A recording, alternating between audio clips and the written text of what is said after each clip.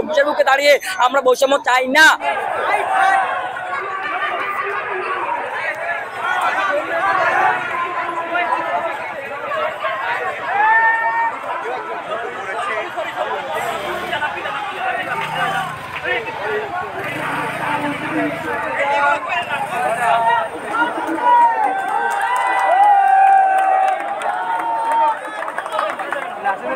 আপনারা জেনেছেন যে আমরা দীর্ঘ 2 মাসের শান্তিপূর্ণ পক্ষের মাধ্যমে আমরা চেয়েছিলাম সরকার থেকে একটি কমিশনের মাধ্যমে আমরা একটি স্বায়ত্তশাসিত বিশ্ববিদ্যালয় গঠন করতে চেয়েছিলাম, কিন্তু সরকার আমাদের কথা শুনেননি।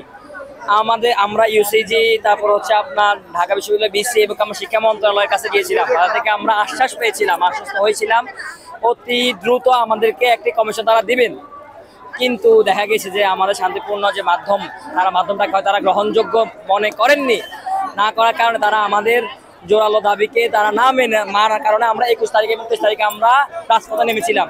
তো 23 তারিখ রাজপথে থাকার পরবর্তীতে তারা আমাদের এই রাজপথের কর্মসূচি দেখে তারা আমাদেরকে একটি কমিটি দিয়েছে। আপনারা জানেন যে কমিটি ছিল 13 সদস্য বিশিষ্ট। এই 13 সদস্যের প্রত্যেকটি সদস্য হচ্ছে আমলাতান্ত্রিক। 24শে জুলাই বিপ্লব আমরা কেন করেছিলাম? আমাদের বিরুদ্ধে করেছিলাম। আপনারা জানেন আমলারা হচ্ছে একটি সরকারকে ফ্যাসিস্ট করতে সাহায্য করে। তো আমরা চাইনি কমিটিটা আমলাতান্ত্রিক, আমরা চাইছিলাম এখানে কমিশন, যে কমিশন হবে শিক্ষানুরাগী ব্যক্তিবর্গদের দ্বারা, কিন্তু তারা আমাদের সেটা মানেনি। না মানার কারণে আমরা তাদেরকে 2 দিন আলটিমেটাম দিয়েছিলাম।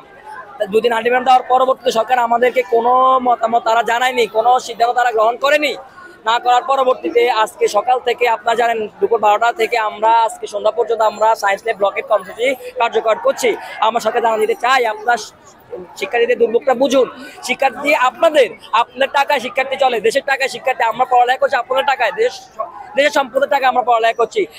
এই ধরনের অনেক বৈষম্য আছে, যে বৈষম্যের কারণে আমরা শিক্ষার্থীরা দীর্ঘ প্রক্রিয়া, এটা 1-2 দিনের সমস্যা না, এটা দীর্ঘ বছর, কয়েক বছর, 40-50 বছরের সমস্যা। এই সমস্যা দূরীভূত করানোর জন্য 24-এর বুকে দাঁড়িয়ে আমরা বৈষম্য চাই না। আমরা আন্দোলন করছিলাম বৈষম্যের বিরুদ্ধে আমরা আন্দোলন করেছি। আমরা শেখ হাসিনাকে হটিয়েছি কেন? বৈষম্যের বিরুদ্ধের জন্য। আর 24-এর বুকে দাঁড়িয়ে আমরা কেন আবার সেই বৈষম্য দেখবো? সেই জন্য আমরা চাই সরকারকে তারা আমাদের দিকে তাকাক, আমাদের সমস্যা তারা বুঝুক। সেই সমস্যা বুঝার জন্য আমরা চাচ্ছি সরকারকে অতি দ্রুত একটি কমিশন গঠন করে কিভাবে বিশ্ববিদ্যালয় করা যায় সেটা তারা দেখুক।